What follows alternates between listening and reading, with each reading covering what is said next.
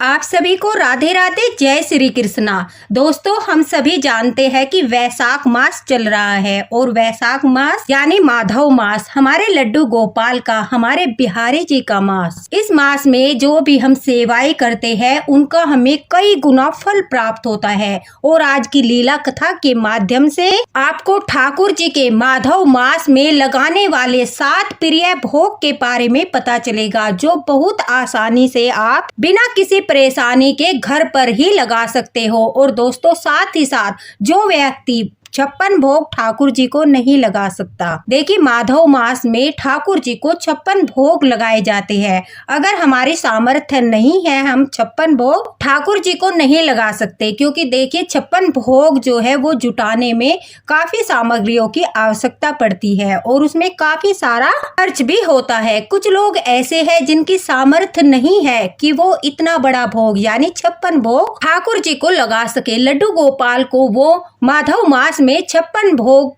लगाकर उन्हें प्रसन्न कर सके। तो आज की लीला कथा में स्वयं लड्डू गोपाल ने अपने प्यारे भक्तों को अपने 7 ऐसे गुप्त माधव मास के भोग के बारे में मार्गदर्शन किया है, जो भोग लगाने से ठाकुर जी तुरंत ही प्रसन्न हो जाते हैं। कहते हैं यह 7 भोग अगर माधव मास में हम गर्मियों के दिनों में ठाकुर जी को लगाते हैं तो ठाकुर जी स्वयं उस भोग को स्वीकार करने के लिए हमारे घर पर आते हैं। और इसका साक्षात प्रमाण इस लीला कथा में आपको मिल जाएगा। दोस्तों, लीला कथा को अंत तक अवश्य ही सुनना। पसंद आए तो इसे लाइक और शेयर अवश्य ही करना, ताकि सभी भक्तों का मार्गदर्शन हो सके। और जिसकी सामर्थ्य नहीं है, अगर माधव मास में वह 56 भोग का पुण्य प्राप्त करना चाहता है तो वह यह 7 भोग अवश्य ही लगाए। आज की लीला कथा हमारे साथ झारखंड से इंदू जी ने शेयर की है, जो लड्डू गोपाल की बहुत प्रिय भक्त है। और लड्डू गोपाल ने अपनी इस प्रिय भक्त पर माधव मास में इतनी कृपा बरसाई कि इंदू जी का जीवन पूरी तरह से बदल गया। इंदू जी कहती है कि वो लड्डू गोपाल की सेवा करती थी। उन्होंने लड्डू गोपाल को जब घर में विराजित किया, उस समय उनके घर की परिस्थिति बहुत ज्यादा खराब थी, यानी उनके पास जो है पर्याप्त धन नहीं था, सुख सुविधाएं भी नहीं थी। वो जिस प्रकार से स्वयं रहते थे उसी प्रकार से ठाकुर जी की सामर्थ्य के अनुसार सेवा करते थे। ठाकुर जी को जो वो स्वयं खाते थे उसी सात्विक भोजन का भोग लगाते थे। इंदू जी कहती है कि उनके आसपास काफी ऐसे सारे लोग थे जो ठाकुर जी की बड़े ही शान और शौकत के साथ सेवा करते थे, यानी ठाकुर जी को ठाकुरों जैसी ही सेवा देते थे। उनके लिए अलग से रूम, उनके लिए एसी, पंखे, ठाकुर जी के लिए 56 भोग, तरह तरह की पोशाक, उनके लिए मतलब इतनी सारी सुख सुविधाएं देते थे, जिसके कारण से इंदू जी कहती है उन्हें हमेशा ऐसा लगता था कि हम कितने करीब हैं और ठाकुर जी क्या हमारी सेवा से प्रसन्न होते होंगे। यह देखो कितनी शान और शौकत से और कितने ही भव्य तरीके से ठाकुर जी की सेवा करते हैं। और सही बात भी है, क्योंकि ठाकुर जी तो महलों के राजा है। यह हमारा परम सौभाग्य है कि वो हमारी छोटी सी कुटिया में सेवा लेने आए हैं, लेकिन हम उनकी वो सेवा नहीं कर पा रहे हैं जो उन्हें सेवा मिलनी चाहिए। इंदू जी हमेशा इस बात को लेकर परेशान रहती थी। वह कहती है जब भी वह अपने आसपास के लोगों के यहाँ पूजा पाठ में जाती थी, उनका सेवा करने का ढंग, ठाकुर जी के प्रति श्रद्धा और प्रेम देखती थी और ठाकुर जी के प्रति जो उनके भाव थे और जिस तरह से वो ठाकुर जी की सेवा के लिए धन खर्च करते थे। इंदू जी कहती है मेरा भी बहुत मन करता था कि मैं भी जो मेरे घर में मेरे बाल गोपाल है उनको सारी सुविधाएं दूं। मेरे घर में भी ठाकुर जी के लिए एक छोटा सा मंदिर हो। इंदू जी के घर में अलमारी में ही ठाकुर जी जो है एक आसन पर विराजमान थे, उनके घर में मंदिर भी नहीं था। वह कहती है कि अक्सर आसपास के लोगों को देखकर, उनके भव्य मंदिरों को देखकर मेरा मन भी होता था कि ठाकुर जी कृपा करें और मेरे घर में भी ठाकुर जी का इतना ही सुंदर मंदिर हो और इसी प्रकार से मैं उनकी सेवा करूं। बड़े ही तरीके से, बड़े ही भाव से, बड़े ही प्रेम के साथ इंदू जी ठाकुर जी की सेवा करती रही। वह कहती है सेवा करते करते उन्हें 2 वर्ष बीत गए। जब भी उनका ठाकुर जी के लिए कुछ लाने का मन होता था तो उनके पास पर्याप्त धन नहीं होता था। इस बात से वो परेशान हो जाती थी और फिर अपने मन को समझाती थी, एक दिन अवश्य ही ऐसा आएगा जब मैं भी अपने ठाकुर जी की, अपने बाल गोपाल की अच्छे से सेवा करूंगी, उनके लिए सुंदर सुंदर पोशाक लेकर आऊंगी, उनके लिए सुंदर सुंदर आभूषण लाऊंगी, उन्हें 56 भोग भी लगाऊंगी। हमेशा उनके मन में ठाकुर जी के प्रति यही भाव रहता था। वो अपने लिए कभी कुछ धन दौलत नहीं मांगती थी, सिर्फ उनके मन में यह भाव था कि मेरे पास भी धन हो और मैं भी ठाकुर जी की बहुत अच्छे से सेवा कर सकूं, उन्हें हर एक सुख सुविधा दे सकूं जो उनके बड़े बड़े भक्त देते हैं, क्योंकि बड़े सौभाग्य से ठाकुर जी की सेवा मिलती है। मुझ गरीब की कुटिया में मेरे ठाकुर पधारे हैं तो मुझे उनका भव्य स्वागत करना चाहिए। इस तरह के भाव जो थे इंदु जी के थे। पड़ोस में जो लड्डू गोपाल भक्त थे, ठाकुर जी के भक्त थे, उन्होंने महा आयोजन किया, ठाकुर जी के लिए पूजा पाठ रखा। कहते हैं कि अगर हम वैशाख मास में, मधुसूदन मास, माधव मास में हम ठाकुर जी को जितनी सेवाएं प्रदान करते हैं, उनके लिए पूजा पाठ करते हैं, उन्हें भोग लगाते हैं, उन सब का फल हमें 100 गुना प्राप्त होता है। तो ज्यादातर माधव मास में सभी लोग भागवत कथाएं कराते हैं, ठाकुर जी के कीर्तन कराते हैं, उन्हें 56 भोग लगाते हैं, समय समय पर उन्हें विशेष स्नान कराते हैं, उनकी विशेष पूजाएं करते हैं, मतलब बहुत सारा आयोजन करते हैं ठाकुर जी के प्रति अपने भाव प्रदर्शित करने के लिए। तो ठाकुर जी भी प्रसन्न होकर अपने भक्तों पर इस माधव मास में पूरी कृपा बरसाते हैं। अब इंदु जी कहती है कि जिनके घर में यह महा आयोजन था, जिन्होंने पूजा रखवाई थी, उन लोगों ने इंदु जी को भी इनवाइट किया था और यह ठाकुर जी की कृपा थी। गरीब होने के बावजूद भी इंदु जी कहती है उनका सब सम्मान करते थे। सबको पता था कि वो एक लड्डू गोपाल भक्त है और उनके भाव ठाकुर जी के प्रति जो है बहुत ही प्यारे हैं। वह कहती है कि यह सब ठाकुर जी की ही कृपा थी कि सभी लोग मुझे अपने घर में हर फंक्शन में इनवाइट करते थे, नहीं तो आजकल लोग गरीब लोगों को इतना भाव नहीं देते। यह इंदु जी का विचार है। इंदु जी कहती है जब वो वहां पर उस महा आयोजन में ठाकुर जी की लड्डू गोपाल की पूजा में गई, उन्होंने वहां पर ठाकुर जी की भव्य पूजा देखी। ठाकुर जी को 56 भोग लगाए जा रहे थे। ठाकुर जी इतनी सुंदर पोशाक पहनकर बैठे थे, अगर कोई उनकी तरफ देख ले तो नजर नहीं हट रही थी। ठाकुर जी के भजन कीर्तन चल रहे थे, नाच गाना चल रहा था, ठाकुर जी के जयकारे लग रहे थे, कथाएं हो रही थी और ठाकुर जी का भव्य स्वागत हो रहा था। उन सब को देखकर इंदु जी कहती है वह प्रसन्न भी थी और मन ही मन बहुत दुखी हो रही थी, क्योंकि माधव मास था और वो ठाकुर जी की कुछ भी सेवा नहीं कर पा रही थी। उनके पास धन की कमी थी, धन पर्याप्त नहीं था। तो वह कहती है कि वो अपने लड्डू गोपाल को भी लेकर साथ गई थी जहाँ पर यह भव्य आयोजन हुआ था। अब इंदु जी कहती है कि उनका मन एक टाइम पर इतना दुखी हो गया कि वो कुछ भी नहीं कर पा रही है ठाकुर जी के लिए, न ही उन्हें 56 भोग लगा पा रही है, न उनके लिए सुंदर सुंदर जो है आभूषण पोशाक वगैरह कुछ भी व्यवस्था नहीं कर पा रही है, न उनके लिए कोई पूजा रखवा रही है। यह सोचकर इंदु जी कहती है कि वह वहाँ पर एक कोने में जाकर लड्डू गोपाल को अपनी गोदी में लेकर बैठ गई और बहुत ही उदास हो गई। आंखों से भाव के आंसू आने लगे, मन ही मन अपने आप को कोसने लगी, अपनी गरीबी को कोसने लगी। ठाकुर जी से कहने लगी, हे ठाकुर जी, मेरे इतने बुरे कर्म है कि मेरे पास पर्याप्त धन भी नहीं है और मैं गरीबी का जीवन काट रही हूँ। मैं आपकी मनचाही सेवा भी नहीं कर पाती। बहुत परेशान हो गई, रोने लगी, आंखों से आंसू गिरने लगे। ठाकुर जी को निहारते निहारते सिसकियां भरकर रोने लगी। अब जब ठाकुर जी ने, लड्डू गोपाल ने अपनी मैया को इस तरह से रोता हुआ देखा, अपने भक्त को अपने लिए अपनी सेवा न कर पाने के कारण इस तरह तड़पते हुए देखा, तो अब हमारे ठाकुर जी से भी रुका नहीं गया। तभी इंदु जी कहती है कि अचानक से एक बुजुर्ग महिला जो काफी बुजुर्ग हो चुकी थी, वो बुजुर्ग महिला जो है इंदु जी के पास आई और आकर बोली, बेटा बहुत दुखी दिखाई देती हो, क्या हुआ, इतना परेशान क्यों हो? तुम जो है ठाकुर जी की पूजा में आई हो और तुम्हारी आंखों में आंसू है। यह तो प्रसन्नता का विषय है कि आज ठाकुर जी के लिए महा आयोजन हो रहा है, पूजाएं हो रही है, कथाएं हो रही है, फिर तुम निराश क्यों हो? और इतने प्यारे लड्डू गोपाल तुम्हारी गोदी में है, सृष्टि की पालनहार तुम्हारे साथ है, फिर भी उदास हो। अब उनके कोमल और प्यारे वचन सुनकर इंदु जी कहती है कि वो अपने आप को रोक नहीं पाई और उन जो बुजुर्ग माता जी है उनकी गोदी में सर रखकर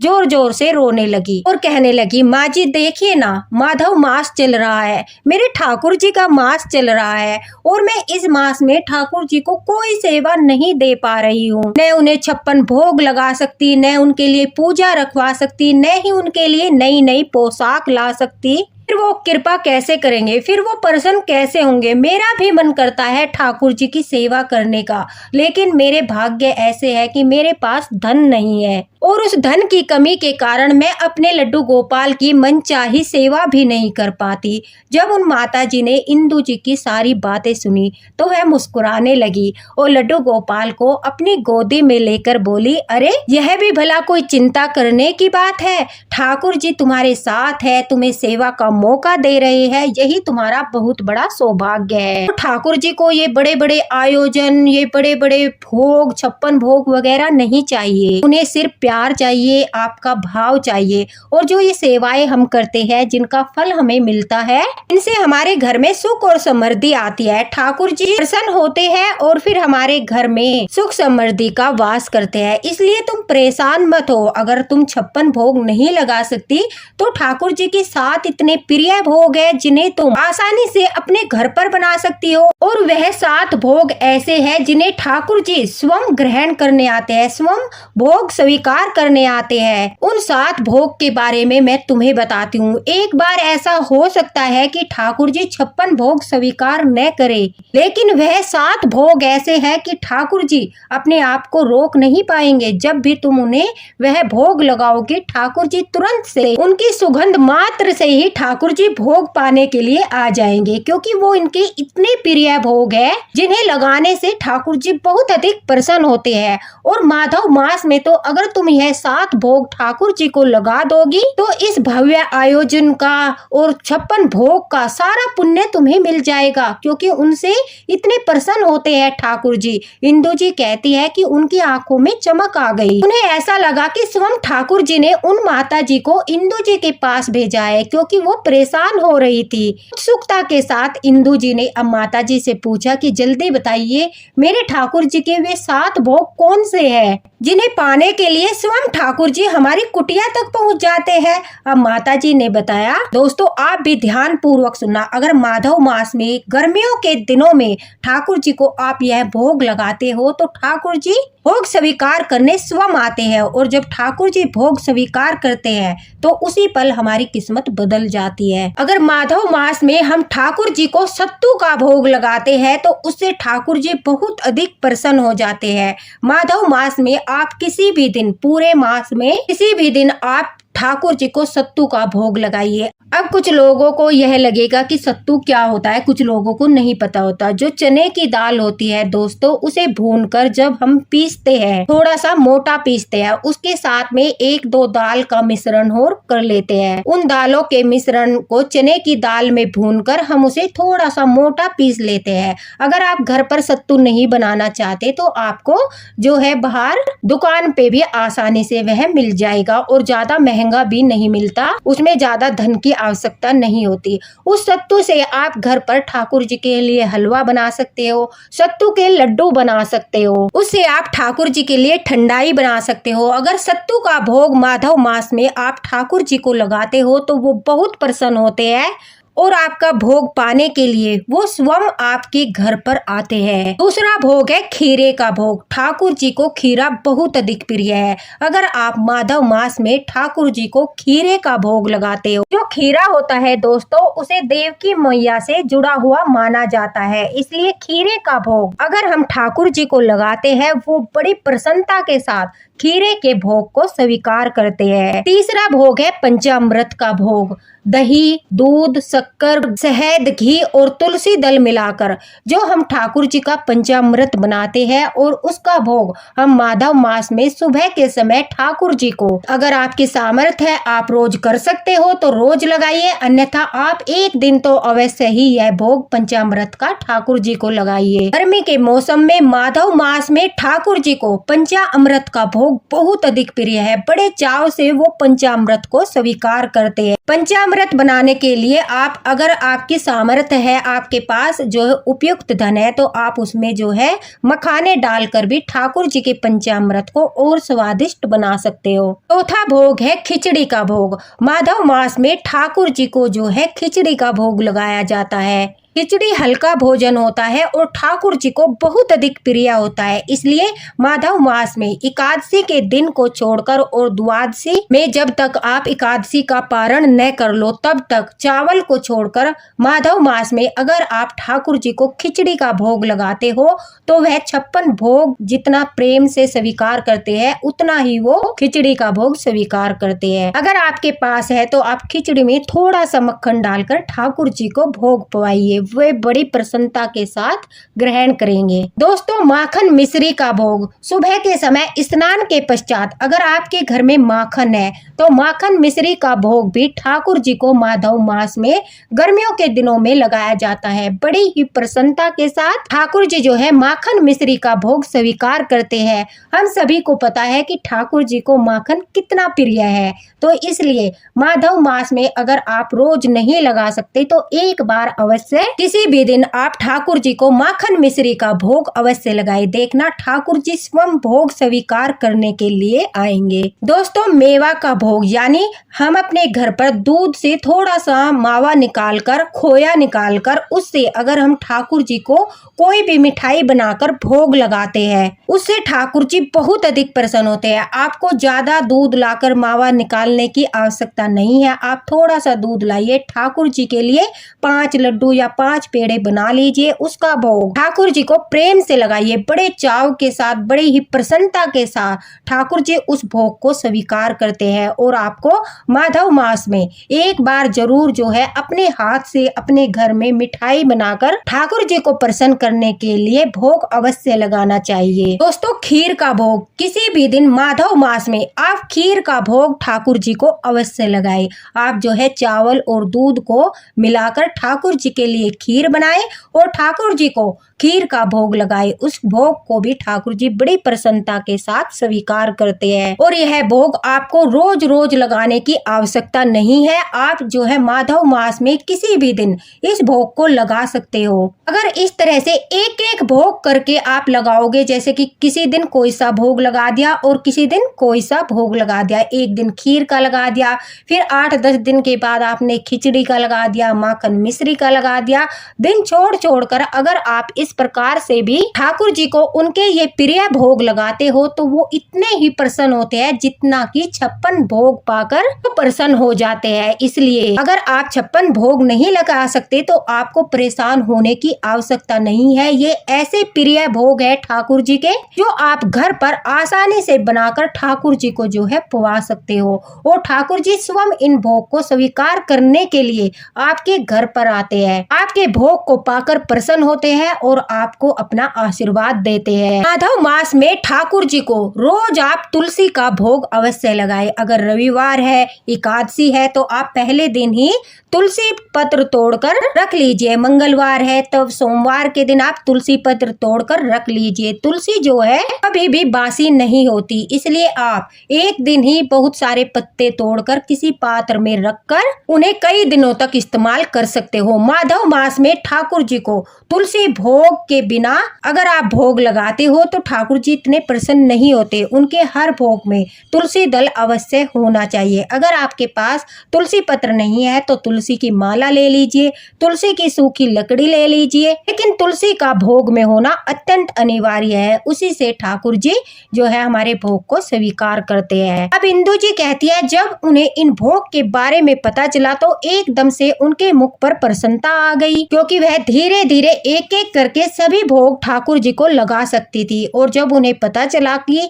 56 भोग जितना और महा आयोजन जितना, कथा जितना फल ही ठाकुर जी उनमें प्रदान करते हैं इन सब भोग को लगाने के पश्चात, तो वह बहुत ज्यादा खुश हो गई। उन्होंने माता जी को धन्यवाद किया, ठाकुर जी को भी धन्यवाद किया कि हे ठाकुर जी, आज आपने इस गरीब का बहुत बड़ा मार्गदर्शन कर दिया है। इंदु जी कहती है वह खुशी खुशी से अपने घर गई और अगले दिन से ही उन्होंने दो दिन छोड़कर ठाकुर जी के प्रिय भोग लगाना शुरू कर दिया और पूरे माधव मास उन्होंने ठाकुर जी को उनके यह 7 प्रिय भोग लगाए। माखन मिश्री का भोग, खिचड़ी का भोग, खीर का भोग, पंचामृत का भोग, थोड़ा सा जो है मावा निकालकर उसकी मिठाई बनाकर भोग, और सभी भोग में तुलसी दल का प्रयोग किया। सत्तू का भोग भी इंदु जी ने ठाकुर जी को लगाया। दोस्तों, अगर आपकी सामर्थ्य है तो आप जो है फ्रूट के भोग, जैसे कि सीजन के फ्रूट हो गए, तरबूज, खरबूजा, आम, ये सब फ्रूट अगर आपकी सामर्थ्य है तो माधव मास में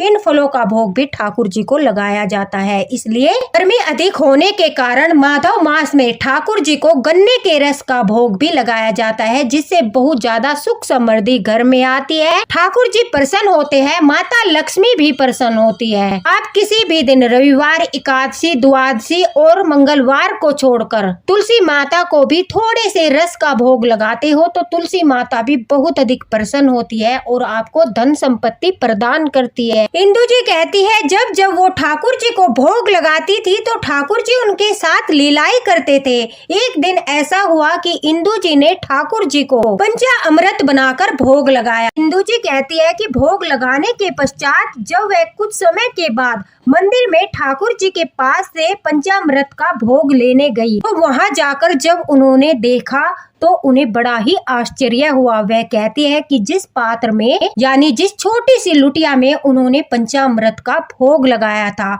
उस लुटिया में जो है पंचामृत काफी मात्रा में कम हो चुका था। उन्हें अपनी आंखों पर विश्वास नहीं हुआ। इंदु जी कहती है कि जिस दिन उन्होंने ठाकुर जी को खीर का भोग लगाया उस दिन उनके साथ एक बहुत बड़ी घटना घटी। वह कहती है कि खीर बहुत ज्यादा गर्म थी, इसलिए वह उसमें तुलसी दल डालकर ठाकुर जी के पास रखकर बाकी का काम करने लगी कि जब खीर ठंडी हो जाएगी तो वह प्रेम पूर्वक ठाकुर जी को भोग लगाएगी।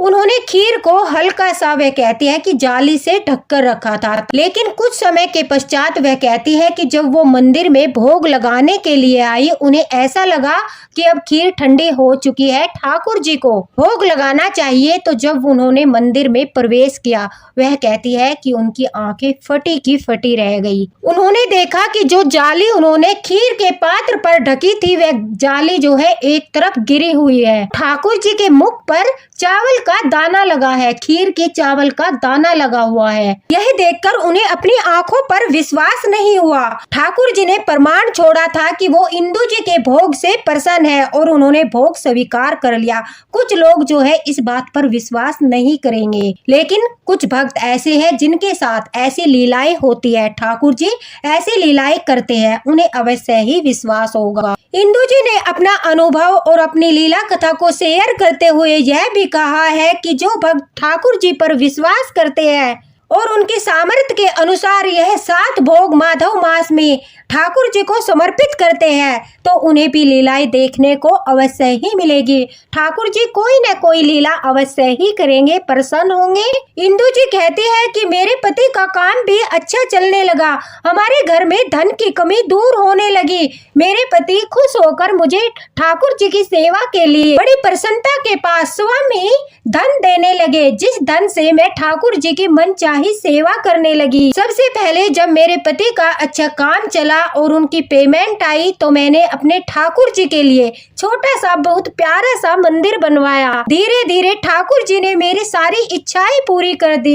मेरे मन में उनकी सेवा को लेकर जो भी भाव थे, ठाकुर जी की सेवा को लेकर मैं जो भी करना चाहती थी, उनके लिए आभूषण, उनके लिए वस्त्र, उनके लिए मंदिर, अब मैं अपने ठाकुर जी की मनचाही सेवा करती हूँ। इसी के साथ राधे राधे, हरे कृष्णा। मिलते हैं अगले वीडियो में अगले मार्गदर्शन के साथ। दोस्तों, वीडियो को लाइक अवश्य ही करना। अगर आपका कोई क्वेश्चन है तो वो भी आप कमेंट बॉक्स में पूछ सकते हो, आपको रिप्लाई अवश्य ही मिलेगा। राधे राधे।